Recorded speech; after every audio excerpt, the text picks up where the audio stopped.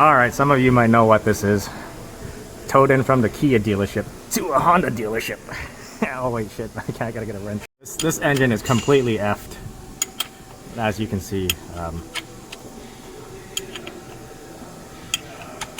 Of course, somebody over tightened this drain plug and screwed up the threads. But this thing apparently overheated, and now the oil is full of milky, and the engine doesn't turn over. That's a milky. That's your milkshake. But yeah, anyways, I got the used engine over there. Alright, so some of you might know what this is. This is not a Santa Fe XL, but this is a Kia Sorento with a 3.3 liter V6 GDI. You can see the high pressure fuel pump. So the story with this thing is that this is a friend of my manager, and apparently he's visiting from Ontario. This is an Ontario car, so I decided to take it out from the front and remove everything from the front end and take the engine out, because everything in the suspension, the bolts are pretty rusty, so I didn't want to take any suspension parts out. So this is another way you can take out the engine. If it was a Santa Fe, I took it out from the bottom, but usually when that happens, I'm also doing a tranny.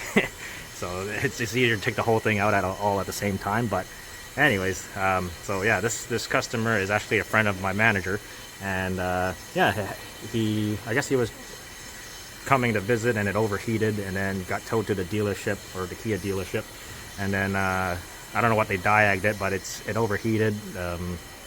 Said the coolant was pissing out of the corner of this head, and then yeah, the oil is all full of milkshake because I guess the head gasket's gone, right?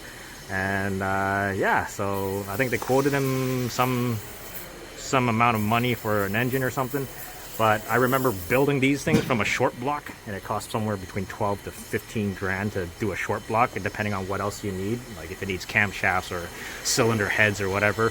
But yeah, so I said I would do it. The manager found a used engine, and that's what I'm doing here for him. But anyways, so I'm taking it out of the front. So I took off the bumper and everything. Pick on the headlights. There's a rebar here that I took off already. This thing's all, all the harness and everything is on a, yeah, you can literally take this out. I think there's one more bolt here, and then one more bolt here, same thing on the other side. And then there's a bulkhead connector on this side, and then there's also another connector here. And yeah, everything should just come out from this whole one piece. Taking out the coolant hoses, right?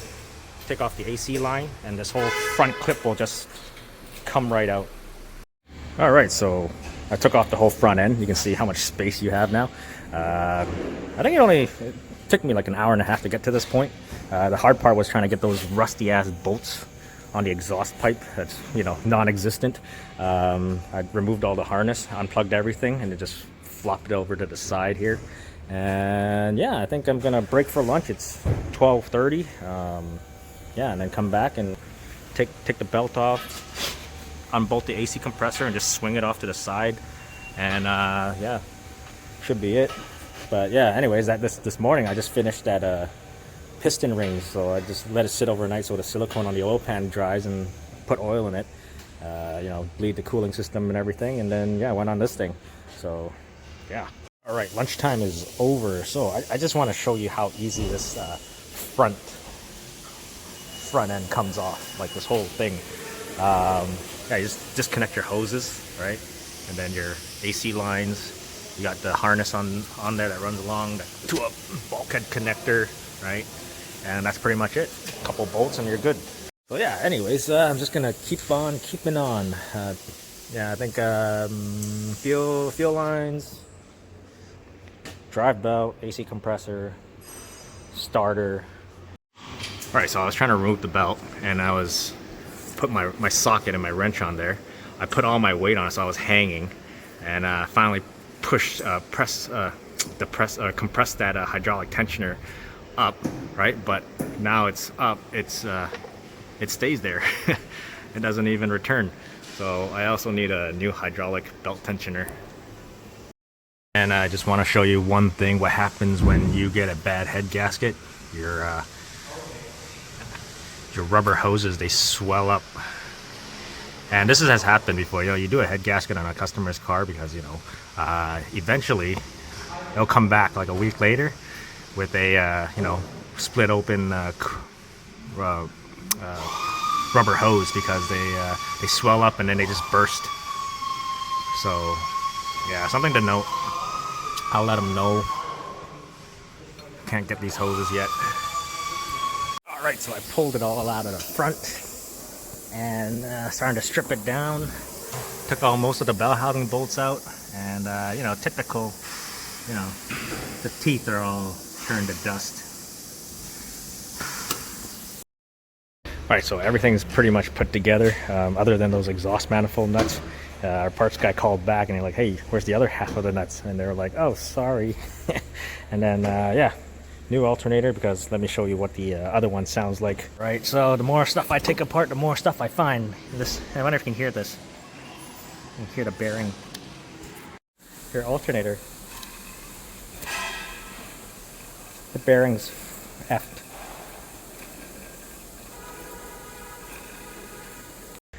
So I took a video of it so my manager can send it to his buddy. Replace the pulleys while it's still out, tensioner, yeah.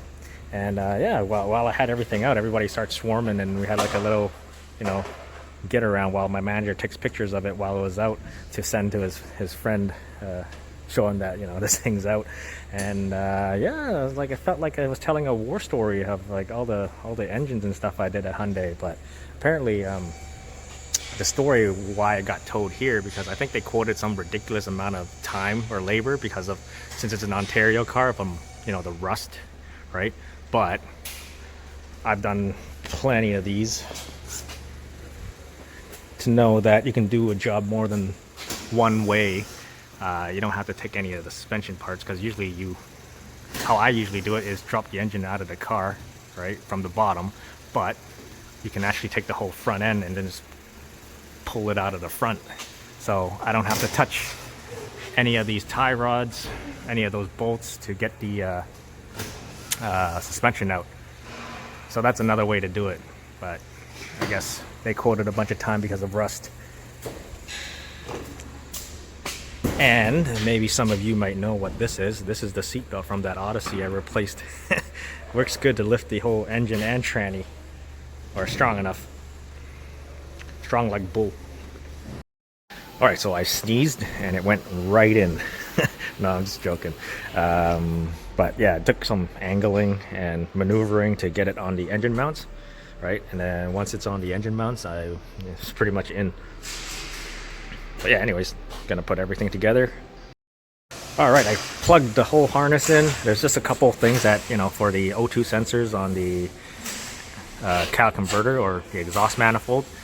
Still waiting for the exhaust manifold nuts from Kia, because they only sent us half of it. Yeah, then battery tray, and I can start putting the front end in. Right, everything's in, and just like that, everything is on. So what I'm going to do next is I'm going to change that oil filter. I'm going to drain and see if there's anything in this engine still, and then fill it up with fresh oil, and I'm probably going to be ready to start this thing. Alright, so the old oil filter doesn't look too bad. I don't see anything crazy in the pleats in the oil filter, and nothing too crazy inside the cap of the oil filter, so that's good. Alright, so let's see if this thing has been drained.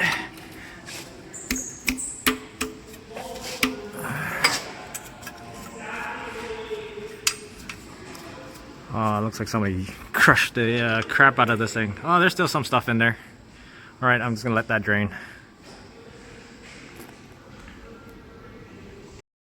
But yeah, I want to get this done so I can start it and then go home. It's the end of the day. So I think some of you might be wondering, oh, doesn't this have the recall engine or something like that? Apparently not all Hyundai engines have the recall and is covered. I think it's just only the 4 cylinders. And how do I know? Because we hired a new guy, and guess what? He used to work at Hyundai. In case you are all wondering, why isn't this covered under the 10 years. They're not all covered under 10 years. All right, first start. So I filled up the oil already, and yeah, let's see. Where's the key? Oh, it's still in here. All right.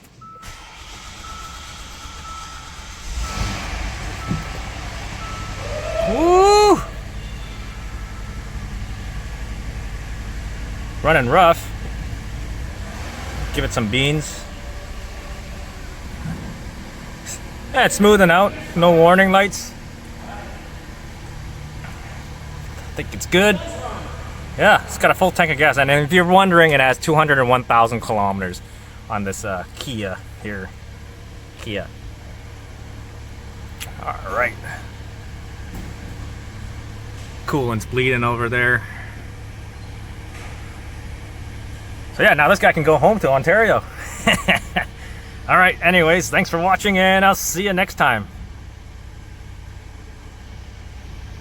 Yeah, just looking around. Nothing leaking, nothing dripping down the bottom of the ground here. And yeah, so I'm pretty much good. Coolant's still bleeding though. All right, so the only thing left is I got to recharge the AC. But man, when you're running this thing, you can smell that coolant, the residual coolant from that tailpipe when it I guess when it overheated and it was burning coolant. But yeah, you can definitely smell it coming from the tailpipe. So yeah, now I can go home. I know it runs, it's good, and yeah, do everything tomorrow.